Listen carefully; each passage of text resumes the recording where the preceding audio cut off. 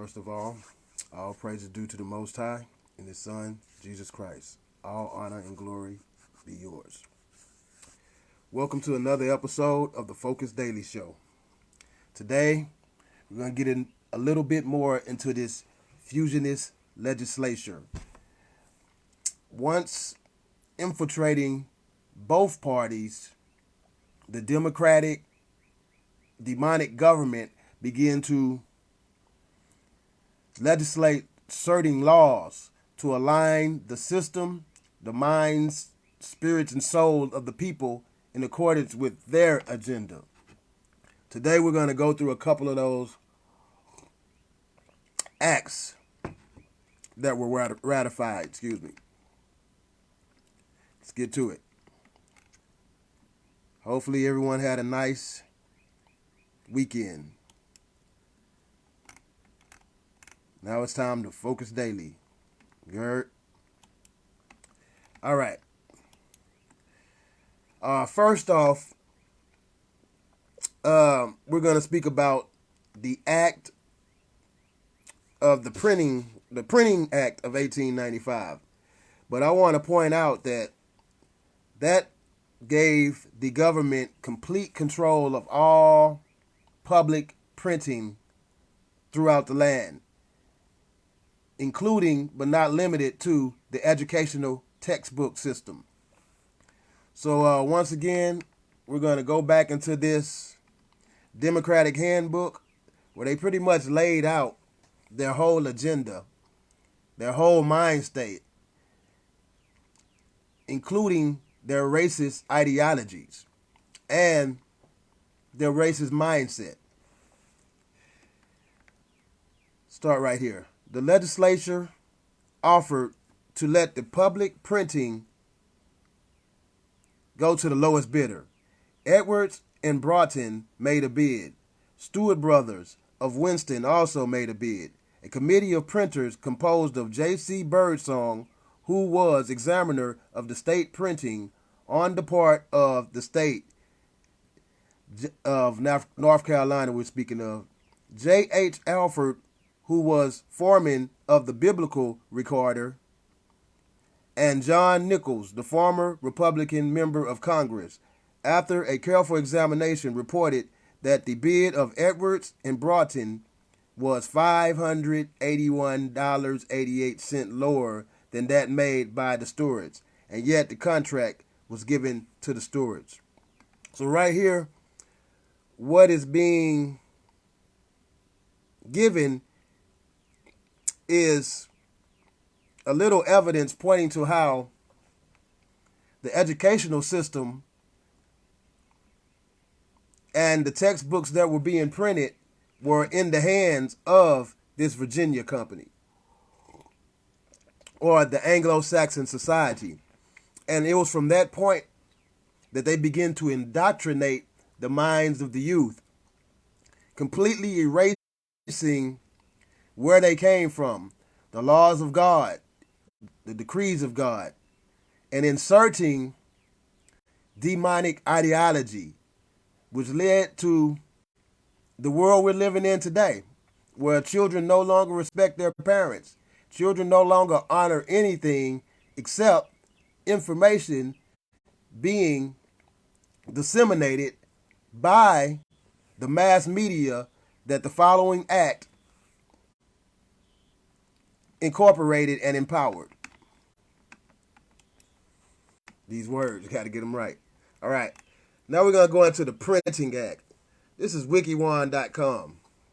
The Printing Act of 1895 was a law designed to centralize in the United States government printing office the printing, binding, and distribution of United States documents, of United States government documents.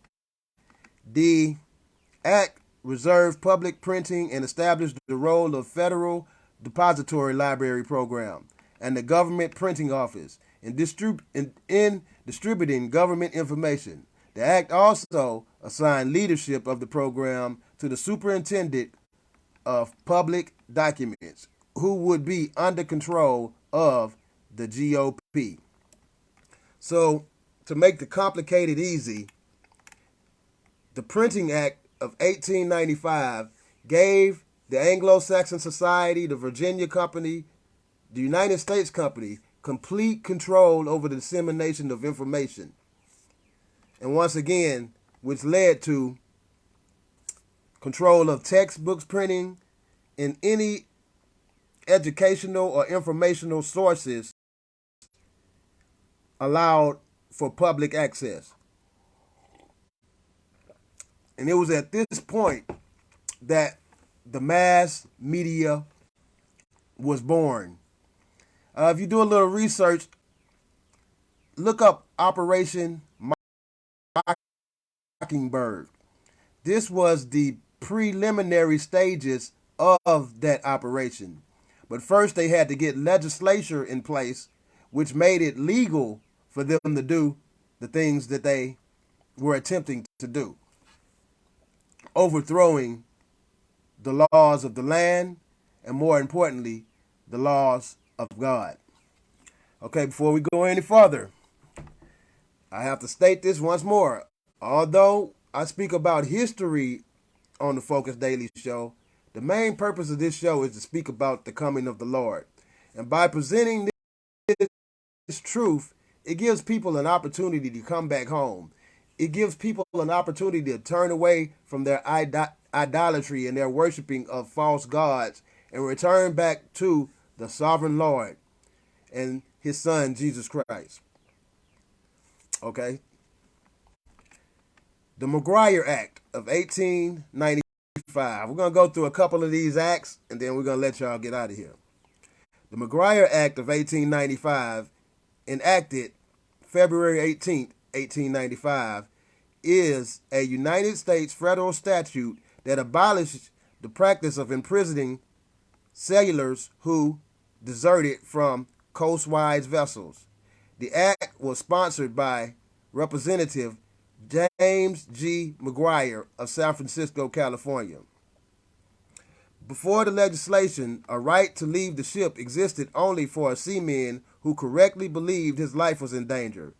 This law extended the right in cases where the seaman feared physical abuse from the shipboard personnel. Okay, this is deeply, deeply encoded. Later on, we'll begin to speak about maritime laws and vessels and citizenships. We already spoke briefly about that, but I don't want to jump ahead. But take note of this information about sailors who abandoned the ship. It's speaking more than about Navy terms. It's speaking about citizenships. All right, that's it on that for now. Just a little bit at a time. All right, what we got right here? Some real statute. Prospective payment for, okay, we're gonna, no, not that one right there. The General Law Village Act, okay. An act to provide for the government of certain villages to define their powers and their duties. Here we go. They're beginning to creep into communities to take complete control of them with this new democratic, demonic ideology that they're spreading. To provide for the levy and collection of taxes, borrowing money, and the issuance of bonds and other evidences of indebtedness by villages subject to this act, to define the powers and duties of certain states and local officers and entities. See, I know some of this may be a little hard to comprehend, but what I'm doing is a two-pronged attack. I'm presenting the truth to the people, but I'm also presenting the truth to those who perpetrated these acts and letting them know to give it up and let the people go, because the Lord is on his way. To define the application of this act and provide for its amendment by villages subject to this act, to validate prior amendments and certain prior actions taken and bonds issued by villages subject to this act, to provide for the disincorporation of villages. and to prescribe penalties and provide remedies. Yeah, say all of that 3 times. So, basically, Act 3 of 1895 gave them complete control of all communities, whether in association with the company or operating independently. As long as they were on the land, the federal government had control. And this was the very early stages of rolling out their new form of maritime government. Sailor laws for abandoning ship, printing press laws for indoctrinating the minds of the youth, and village laws to keep the elder generations in check. See what else we have. Okay. The Bureau of Health created. We're not going to get too much into this one, but anyone who's interested in this information I'm presenting, the Act 258 of 1895. Look into that. The Bureau of Health created. Okay, this is a good one. City Classification Law. Act 188 of 1885.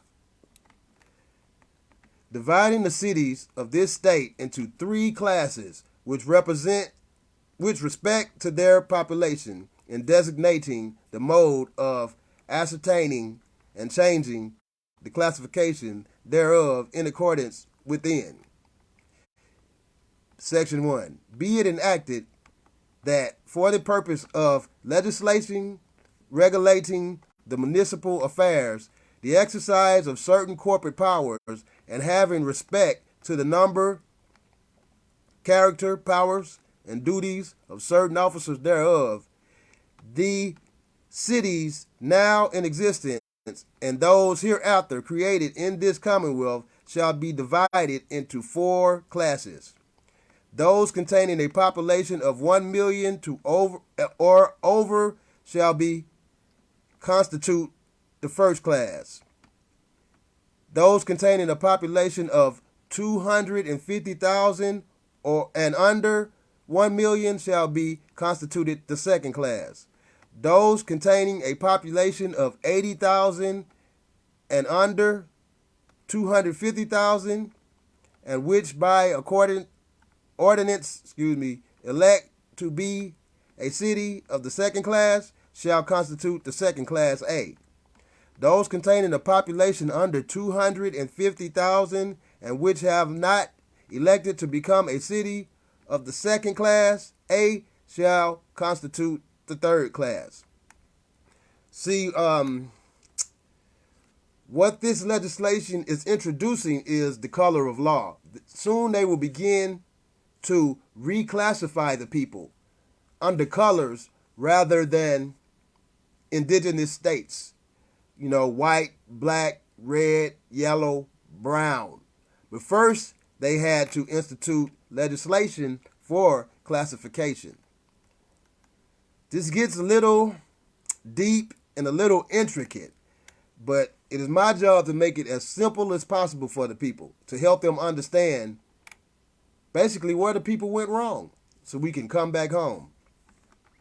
Well, that's it for now. Until next time, Focus Daily.